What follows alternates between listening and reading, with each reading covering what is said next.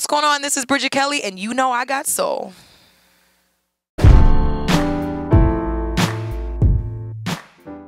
Well, honestly, this is the first time I'm really giving my all to this album. I think I've started and stopped a lot in the last 5 years, as I'm sure my fans have seen and heard. And, you know, not to say that the prior projects were not necessarily me, but I think I'm in a different headspace. And so to have complete creative control over what I'm doing now is really incredible. It's very liberating.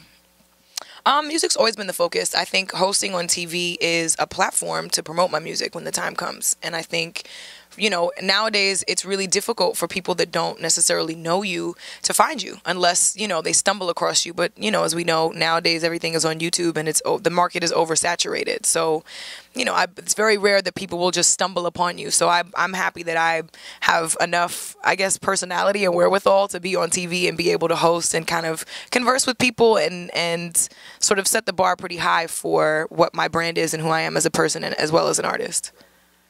Leaving Roc Nation was scary at first, of course. I mean, I think, you know, it's like a breakup. You know, I was with them for 6 years. They started with me. I was the first artist they signed. And so to leave that situation behind was bittersweet, you know what I mean? But I think for me, at least, I'm very happy that I have those relationships to date. You know what I mean? I still am able to reach out to those guys if I need anything or if I have any questions or, you know, need some professional or personal advice. I still have a direct line to them. And to me, that's more important to me than anything else. And they're happy for me. They you know, wish me nothing but luck and success. So it's great to have their blessing.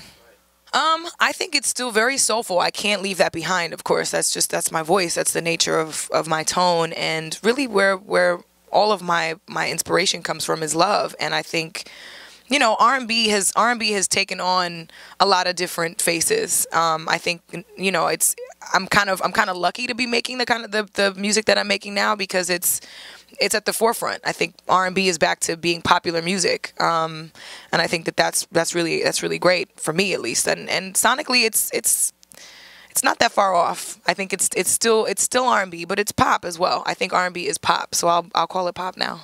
Yeah.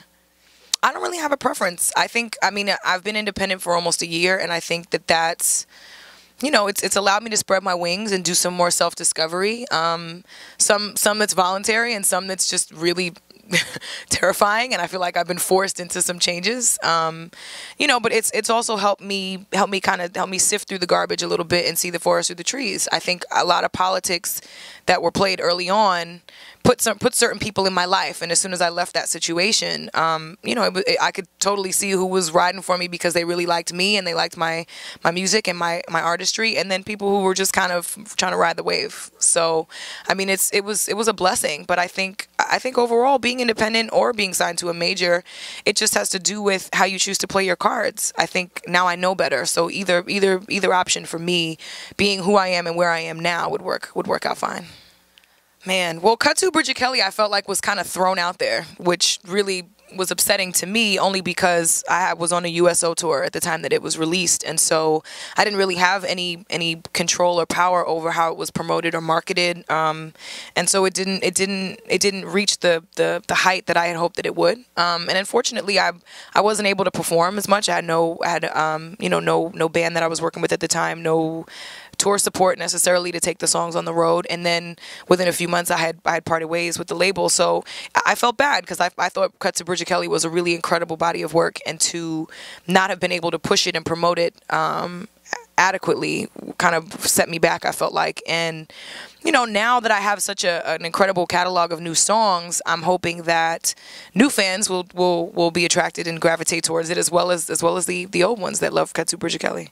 I think the biggest lesson I learned is that people will only help you if you help yourself. And I think there were signs everywhere, and I don't think I paid attention to enough of them about just researching and collecting the information myself and seeking out the answers on my own. I think I relied really heavily on the teams that were around me, and they didn't necessarily know any better either. So I feel like I kind of played myself in a way because I didn't educate myself enough. And I think now my most powerful education has been the experience of it all. So I think that's you know, it's a gift. It's a gift and a curse. But I mean, at this moment in time, I am the happiest and most confident I've ever been as a woman, as an artist. And so anything that I'm doing from here on out is straight from the heart. No, I'm excited, man. I'm really happy. So much thanks to Tom and to, you know, I Got Soul. I think you guys are incredible at what you do. I really appreciate that you guys have a true passion and respect and appreciation for R&B soul music. So I just appreciate the support.